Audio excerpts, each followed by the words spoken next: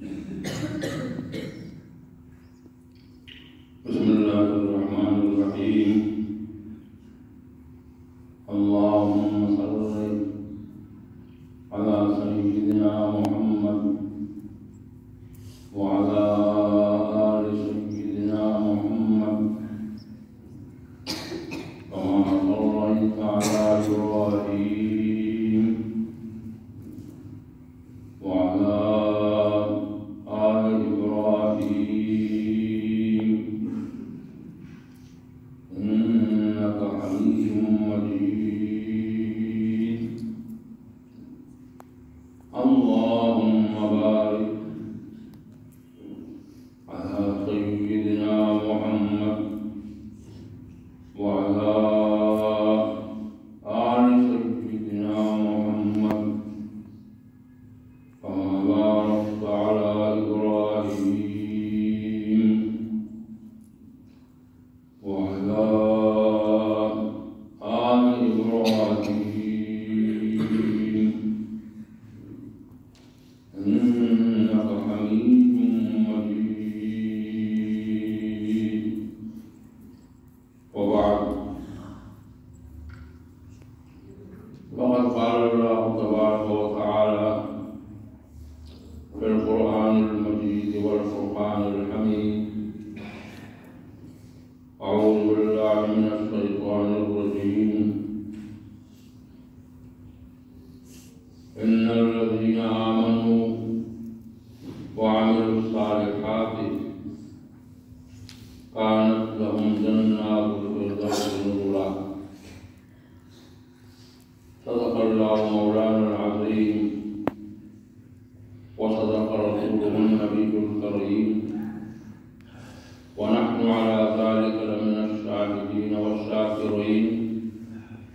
والحمد لله رب العالمين. برادران محترم، اللہ تبارک و تعالی جو ہم سب کا خالق اور مالک ہے، اور جو اس پوری کائنات کا خالق اور مالک ہے، جس نے ہماری رہنمائی کے لیے انبیاء علیہ السلام کو بھیجا اور ہماری ہدایت کے لیے کتابیں نازل فرمائیں،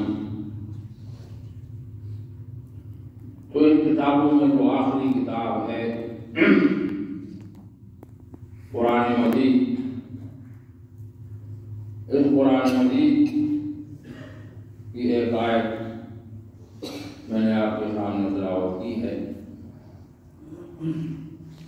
اللہ جل شانہ نے قرآن مجید میں شروع سے لے کر آخر تک جو ہدایات دی ہیں اور جو اصول عطا فرمائے ہیں، ان تمام ہدایات اور اصولوں کا خلاصہ یہ ہے کہ انسان اس دنیا میں رہتے ہوئے کامیاب زندگی گزارے۔ پورے قرآن کا جو سبجیکٹ ہے اور قرآن مجید نے جو ایڈریس کیا ہے تو انسان کو کیا ہے، اس لیے کہ انسان جو ہے یہ موضوع بحث اللہ جل شانہ کے ہاں جو سب سے زیادہ اہمیت ہے مخلوق میں، وہ انسان کے بارے میں اللہ نے فرمایا وَلَقَدْ كَرَّمْنَا بَنِي آدَمَ۔ یہ جو آدم علیہ السلام کی اولاد ہے تو ہم نے آدم علیہ السلام کی اولاد کو کرامت کی ہے اور شرافت کی ہے اور فضیلت کی ہے اور اہمیت کی ہے۔ تو پوری مخلوق میں جو المخلوقات ہے اور افضل المخلوقات ہے وہ انسان۔ اس لیے اللہ جل شانہ نے ارشاد فرمایا کہ لقد خلقنا الانسان فی احسن تقویم، کہ ہم نے انسان کو بہت ہی خوبصورت حالت میں پیدا کیا۔ یہ جو انسان کا وجود ہے اور انسان کو جس حالت میں اللہ جل شانہ نے پیدا فرمایا ہے، تو پوری کائنات میں سب سے خوبصورت ترین ڈھانچہ انسان ہے۔ انسان کے جو اعضاء ہیں، انسان کے جو ہاتھ ہیں، انسان کے پیر ہیں، آنکھیں ہیں، کان ہیں، ناک ہے، جو بھی ہے، جو بھی اعضاء ہیں، تو یہ اس لیے ہمارے ہاں جو فلاسفہ ہیں وہ کہتے ہیں کہ انسان جو ہے یہ پوری کائنات کا خلاصہ ہے۔ جو انسان کا وجود ہے تو انسان کے وجود میں ہر چیز پوری کائنات کا جو خلاصہ ہے وہ انسان کے وجود میں ہے۔ یہ جو انسان کا ایک بال ہے جو بظاہر ہم سمجھتے ہیں کہ بال ہے کیا ہے، لیکن اس ایک بال کے اندر 17 دانت، 17، اس میں سونا بھی ہے، اس میں چاندی بھی ہے، اس میں تانبا بھی ہے، ایک بال پر چڑھ جاتا ہے تو اب اس کو ریپلیس آپ نہیں کر سکتے۔ اس طرح جو ہے فطری جو بال ہے وہ اس کی ریپلیسمنٹ نہیں ہوتی۔ یہ جو انسان کا ایک دانت ہے وہ اڑ جاتا ہے تو آپ اس کو پھر کیا کرتے، اس کی ریپلیسمنٹ نہیں ہوتی۔ تو یہ جو پورا انسان ہے یہ قرآن مجید کا موضوع بحث ہے۔ قرآن نے انسان کو جو ہے بحث کیا ہے پوری کتاب میں۔ تو میں نے جو آیت آپ کے سامنے پیش کی ہے، اس آیت کریمہ میں بھی اللہ جل شانہ نے ارشاد فرمایا کہ ان الذین آمنوا وعملوا الصالحات کانت لهم جنات الفردوس نزلا۔ فرمایا کہ اللہ کی جو مخلوق ہے اور پھر مخلوق میں جو انسان ہے، تو یہ جو انسان ہے ان کے اندر بڑی ویرائٹی ہے، عجیب عجیب قسم کی اللہ کی مخلوق ہے، بہت ہی پیچیدہ چیز ہے انسان۔ انسان کو سمجھنا بہت بڑا مشکل کام ہے۔ سیدنا علی رضی اللہ تعالیٰ عنہ کا ارشاد ہے کہ اللہ نے انسانوں کے اندر جو کچھ ہے چھپائے رکھا ہوا ہے، دوسرے سے چھپایا ہوا ہے، اور اگر ایک آدمی کو دوسرے کا پتہ چلے کہ اس کے دل میں کیا کچھ ہے تو پھر لوگ ایک دوسرے سے ملاقات کیا۔ تو یہ جو انسان ہے، ہر ایک انسان کے خیالات مختلف ہیں، فکر مختلف ہے، سوچ مختلف ہے۔ بظاہر آپ دیکھتے ہیں کہ میرے ساتھ جو میرا بھائی بیٹھا ہوا ہے میرا بڑا مخلص ہے، لیکن آپ کو نہیں پتا کہ وہ آپ کے ساتھ کتنا مخلص ہے۔ تو آپ کا بیٹا آپ کے پاس بیٹھا ہوا، سامنے بیٹھا ہوا ہے، آپ سمجھتے ہیں کہ میرا بیٹا، لیکن قرآن کہتا ہے کہ ان من ازواجکم واولادکم عدو لکم، کہ تمہاری جو اولاد ہے اور تمہاری بیویاں ہیں یہ تمہارے دشمن ہیں، فاحذروہم، ان سے احتیاط محتاط۔ جتنا قریب ترین رشتہ ہے تو قریب ترین رشتہ اتنا ہی سینسٹیو ہوتا ہے اور اس میں اتنے ہی مسائل ہوتے ہیں۔ آپ دیکھیں آئے دن جو ہے گھروں میں مسائل پیدا ہوتے ہیں، میاں بیوی کے مسائل پیدا ہوتے ہیں۔ قریب ترین رشتہ تو میاں بیوی کا ہے، لیکن ہمیشہ جو مسائل پیدا ہوتے ہیں تو میاں اور بیوی کے درمیان آپس میں۔ گھر کے اندر قریب ترین رشتہ بیٹے اور باپ کا ہوتا ہے، لیکن مسائل بیٹے اور باپ کے درمیان پیدا ہوتے ہیں۔ تو یہ جو انسان ہے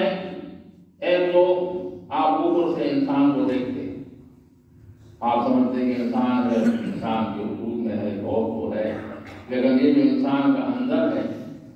اور انسان کا وہ وجود جو آپ کو نظر نہیں آ رہا وہ کچھ اور ہوتا ہے۔ اوپر سے تو ہم اپنے آپ کو بہت صاف ستھرا رکھتے ہیں، ہم بہت قیمتی لباس پہنتے ہیں، عمدہ لباس پہنتے ہیں، خوب صفائی کرتے ہیں، کاسمیٹک لگاتے ہیں، کیا کچھ کرتے ہیں، لیکن جو ہمارا اندر ہے، جو ہمارا قلب ہے، اس لیے اللہ کے رسول نے ارشاد فرمایا کہ ان اللہ لا ينظر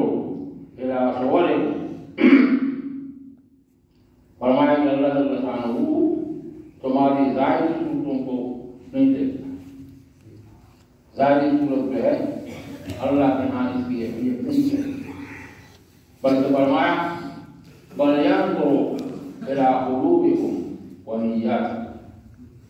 اللہ کے ہاں جو اہمیت ہے وہ تمہارے دلوں کی، قلوب کی ہے اور تمہاری نیت ہے،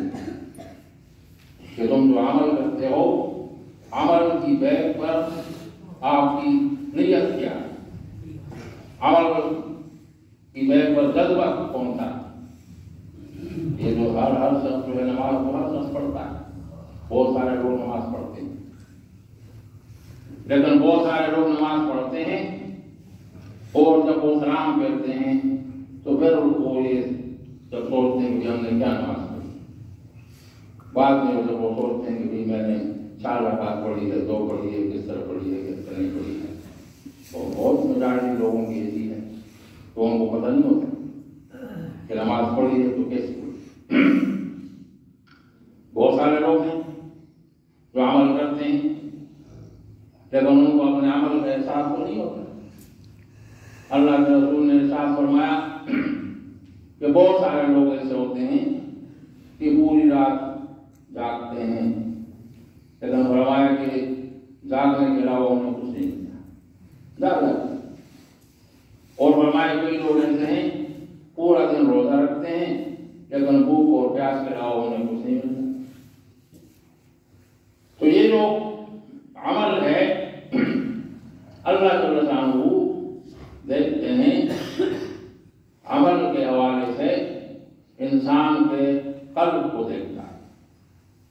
یہ جو انسان کا قلب ہے، آیا یہ انسان جو عمل کر رہا ہے تو یہ اپنے دل سے عمل کر رہا ہے یا اپنے ظاہری جسم سے کر رہا ہے۔ ظاہری وجود تو آپ کا ظاہری وجود ادھر ہے، مسلح پر ہے،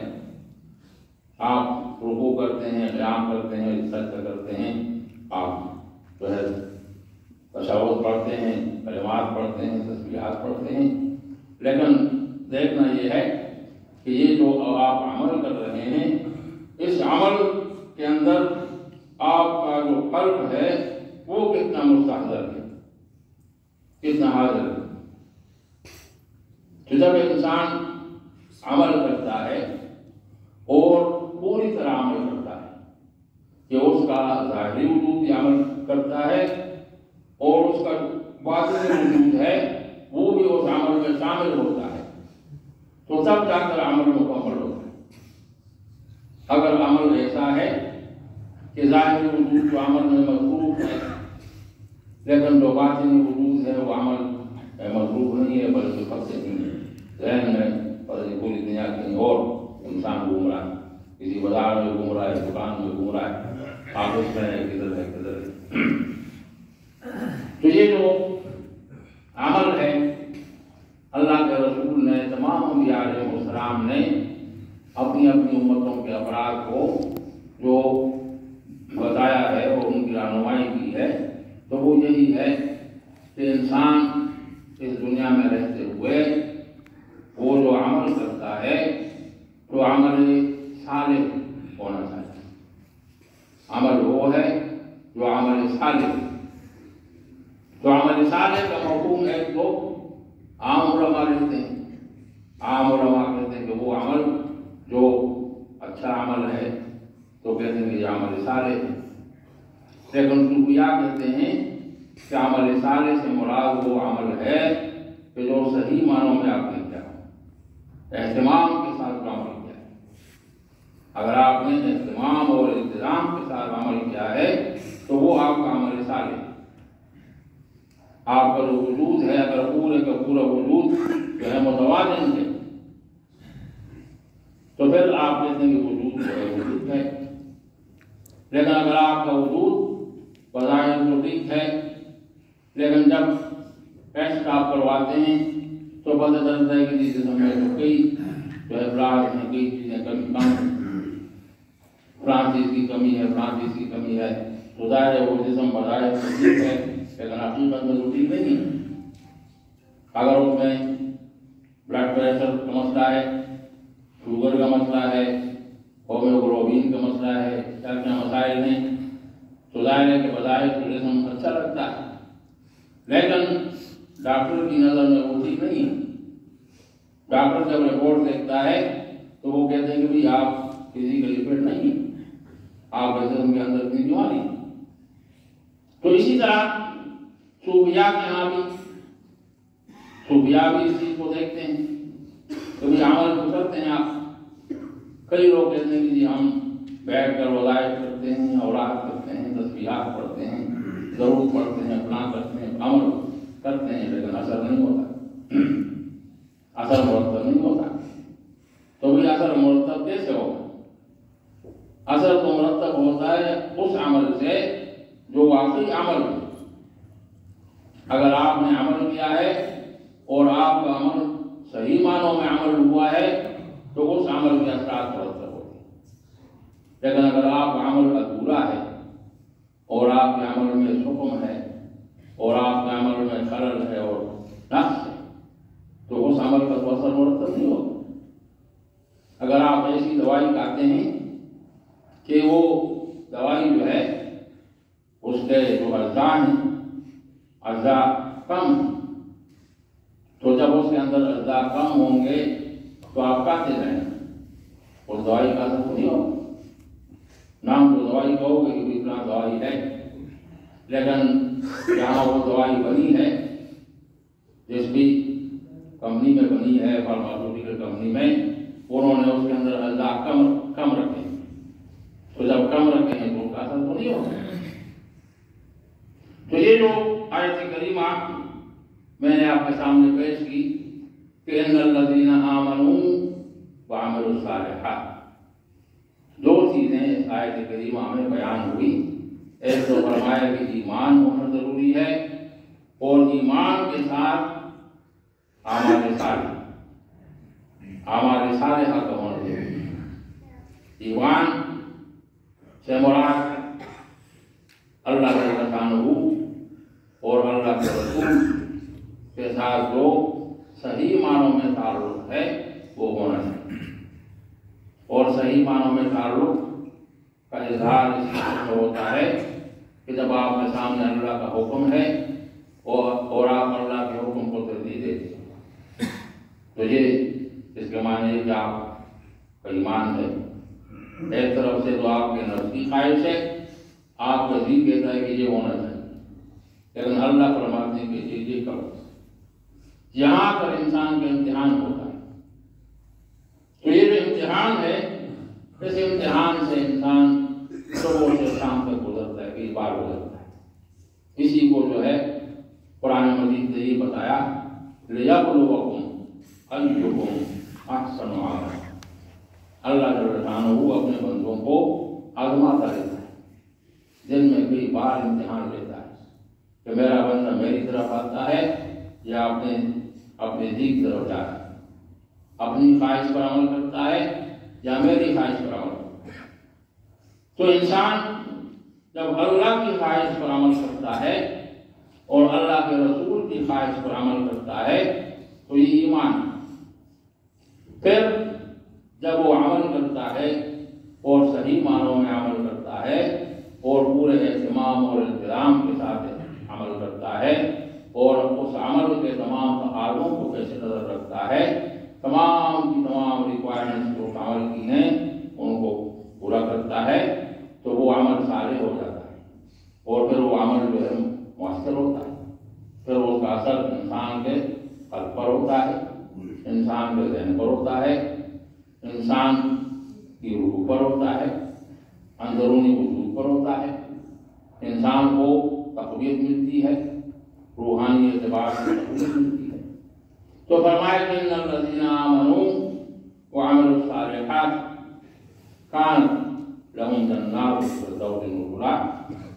وہ لوگ جو اہل ایمان ہیں اور ایمان کے ساتھ اعمال صالحہ کرتے ہیں، اعمال کا اہتمام کرتے ہیں، تو فرمایا کہ ان کے لیے کیا ہے؟ کانت لہم جنات الفردوس، ان کے لیے پھر جنات ہیں، باغات۔ تو عام علماء کو کہتے ہیں کہ اس سے مراد جنت ہے جو آخرت میں ملے گی، لیکن صوفیاء کہتے ہیں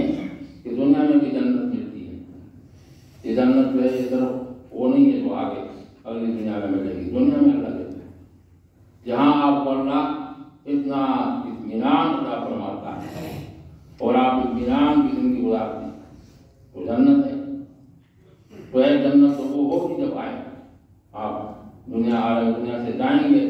اور پھر آخرت میں جنت ملے گی۔ لیکن صوفیاء کرام کہتے ہیں کہ